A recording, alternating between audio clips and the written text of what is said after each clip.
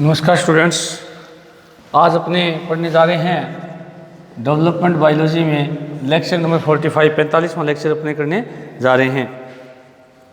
देखिएगा, अभी तक जो अपना टॉपिक चल रहा था वो था अंडों के प्रकार, टाइप्स ऑफ एग्स, अंडों के प्रकार। तो अपने देख रहे थे कि अंडे कितने प्रकार के होते हैं। तो पहले 4 प्रकार के अंडे अपने देखे थे। पहला जो था वो पितक के मात्रा के आधार पर अंडे, दूसरा जो था पितक के वितरण के आधार पर अंडे। अब जो पितक के वितरण के आधार पर अंडे थे उनको अपने देख लिया था। अब अपना जो अगला जो आधार है वो है कवच के आधार पर अंडे। तीसरा जो प्रकार है वो है कवच के आधार पर अंडे।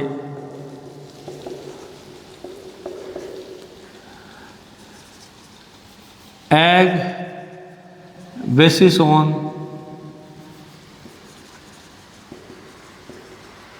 सेल, इन कवच के आधार पर अंडों के प्रकार।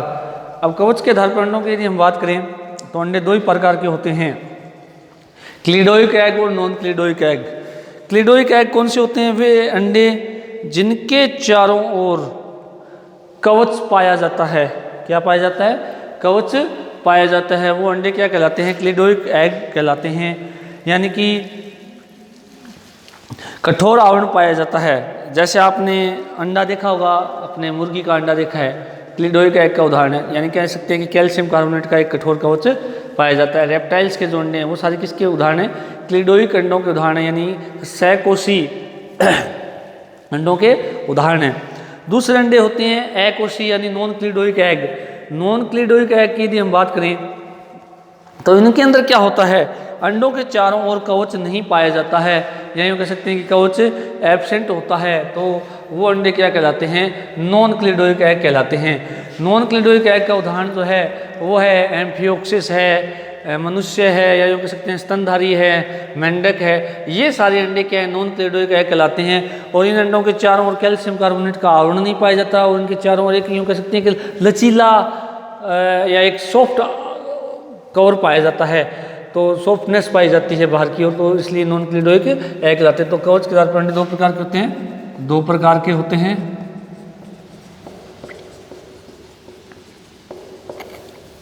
भले क्लिडोइक एग,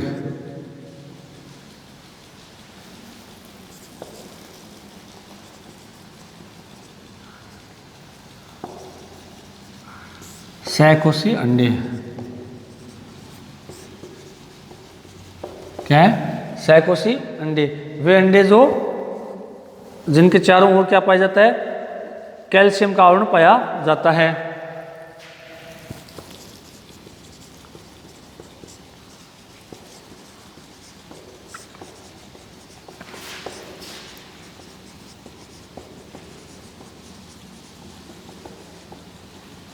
पाया जाता है किसका? कैल्शियम कार्बोनेट का। जैसे अपने मुर्गी का या पक्षियों के या अपने जो सरीसृप हैं उनके अंडे देखे होंगे, तो ये क्या कहलाते हैं? क्लिडोइक एग। इसे कवच या सेल कहते हैं। अच्छा, अब ये अंडे कौन से होते हैं? ये जंतु अंडों को स्थल पर देते हैं, अंडों को स्थल पर देते हैं। ये कवच इन अंडों की सुरक्षा करता है,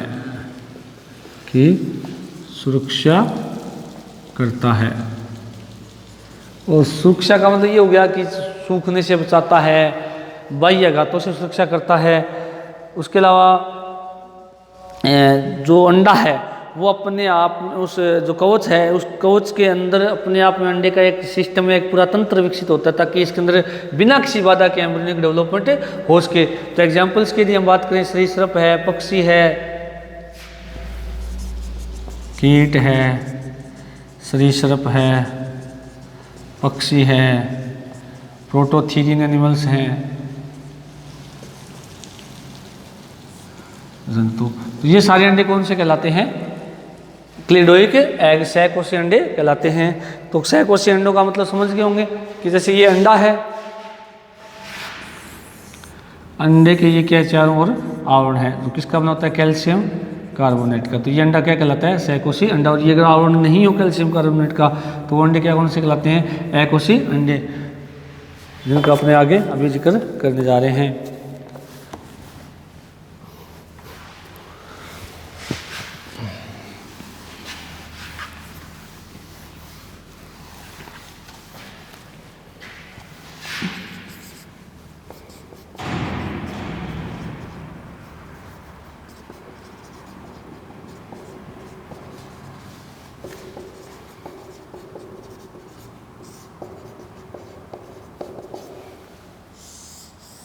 अकोशी अंडे, इन अंडों के चारों ओर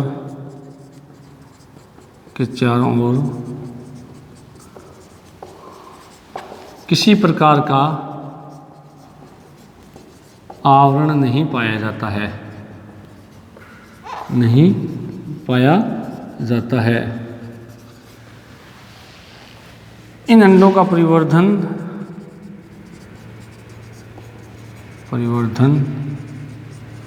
माता के शरीर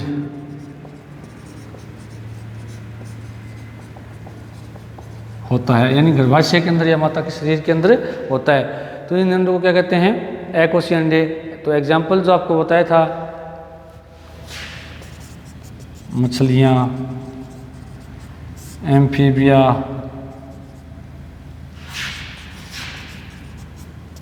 और यूथीरिया,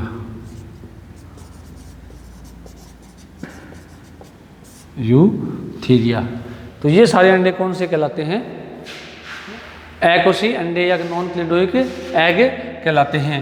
तो इनमें चारों ओर आवरण नहीं होगा, तो इसका मतलब क्या होगा कि बाहर एक कह सकते हैं सॉफ्ट सा कवरिंग पाई जाती है, और कैल्शियम कार्बोनेट की किसी प्रकार की कवरिंग नहीं होती। तो इनका डेवलपमेंट जो है मोस्टली कहाँ होता है, माता के शरीर के अंदर होता है। तो ये अंडे क्या कहलाते हैं, नॉन क्लिडोइक एग कहलाते हैं।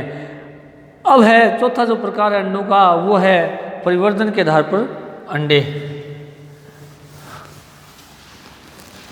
परिवर्धन के आधार पर अंडे।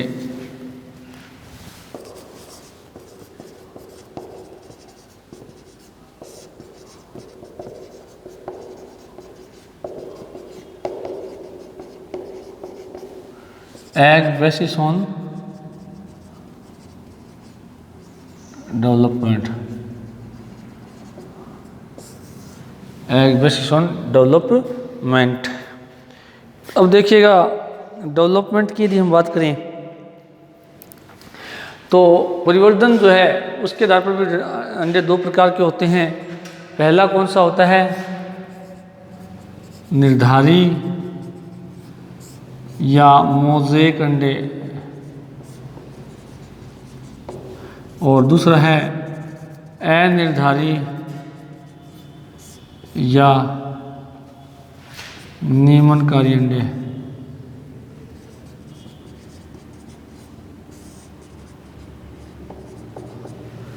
नियमनकारी अंडे,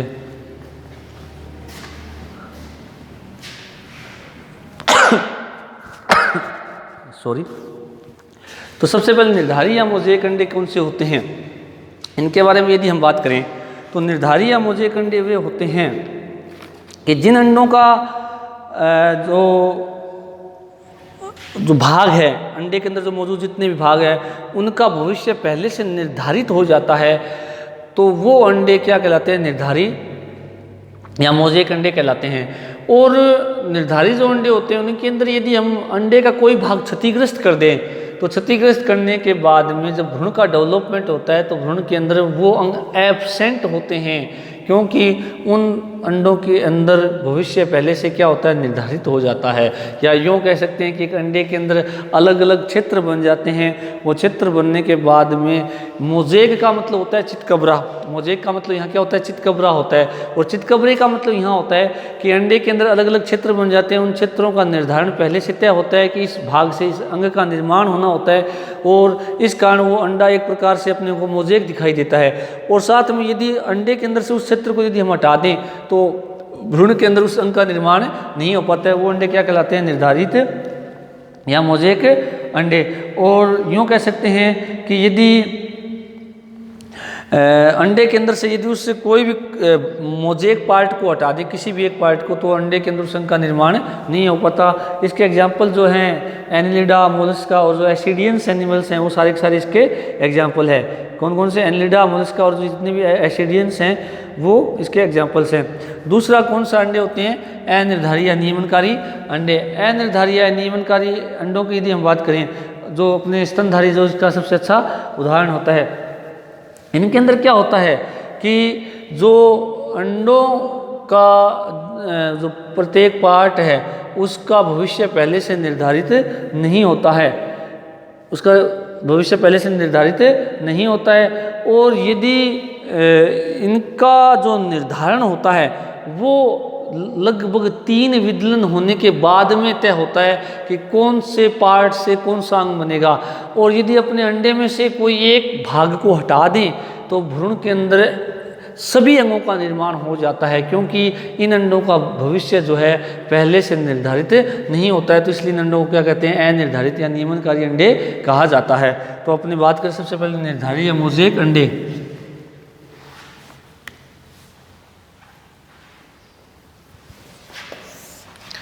वे अंडे जिनके विभिन्न भागों का निर्धारण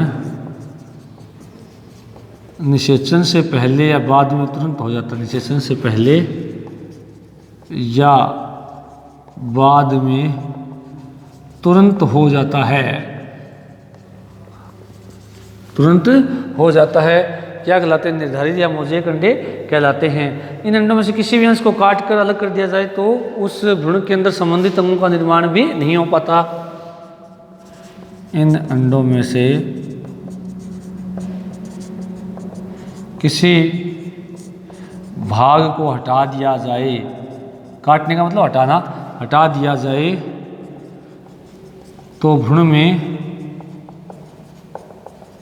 उस भाग से संबंधित अंगों का निर्माण नहीं होता है, उस भाग से संबंधित अंगों का निर्माण नहीं होता है, नहीं होता है। तो ये अंडे क्या कहलाते हैं? निर्धारी या मोज़ेक अंडे कहलाते हैं। कौन से होते हैं? निर्धारी या मोज़ेक अंडे कहलाते हैं।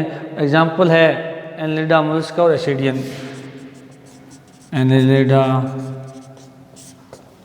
मोलस्का व एसिडियंस,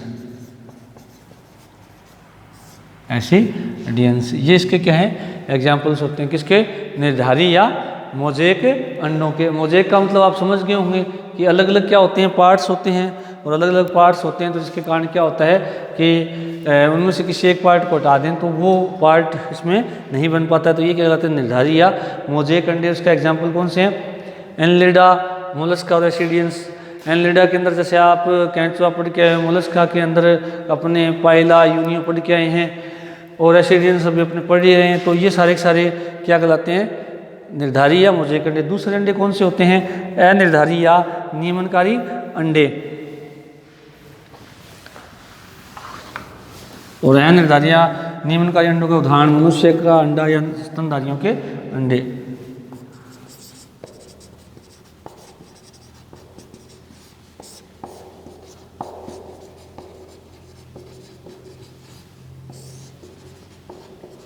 अंडे, वे अंडे जिनमें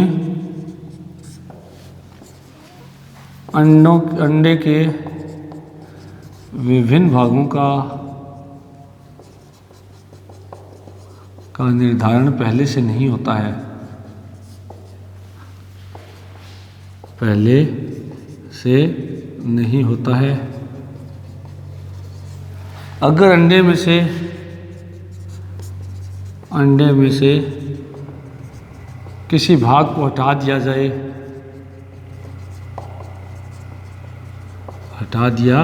जाए तो भ्रूण में सभी अंगों का निर्माण सामान्य होता है। भ्रूण में सभी अंगों का निर्माण सामान्य होता है। क्या होता है, सामान्य होता है। यानी ऐसा कोई भी भाग नहीं होगा जो अपने को उस अंडे के द्वारा बने भ्रूण में नहीं दिखेगा। तो इसलिए इन अंडों को क्या कहा जाता है, अनिर्धारी या नियमनकारी अंडे। और यदि इनके अंदर क्या होता है कि अपने कहते हैं कि मनुष्य में जुड़वा बच्चे हो गए, तो जुड़वा बच्चे होने का कारण क्या होता है कि या तो दो अंडों का निषेचन हो तब जुड़वा होते हैं, और मोस्टली मनुष्य में क्या होता है कि जो अनिर्धारी अंडे होते हैं, एग्जाम्पल इसका मैं लिख देता हूँ, मनुष्य के अंडे, स्तनधारियों के अंडे, मनुष्य के अंडे। अब मनुष्य के अंदर क्या होता है कि इसमें प्रथम विदलन होता है, तो दोनों कोरक अलग हो गए, तो दोनों कोरक से दो बच्चे पैदा हो जाते हैं। तो जुड़वा होने का कारण क्या होता है, प्रथम विदलन के पश्चात यदि दो कोरक पूर्ण रूप से एम्ब्रियोनिक डेवलपमेंट शुरू कर देते हैं, एम्ब्रियोनिक डेवलपमेंट शुरू कर देते हैं, तो जुड़वा बच्चे पैदा होते हैं। तो जुड़वा बच्चे पैदा होते हैं। तो ये क्या हुआ, अनिर्धारित विदलन का एक विशेषता या एक क्या हो जाता है, प्रकार हो जाता है। अब देखिएगा, अपने बात करें अंडों का एक आउटलाइन आपको बता देता हूँ। तो अपने 4 प्रकार के अंडे पढ़ लिए हैं, या अंडे 4 प्रकार के होते हैं।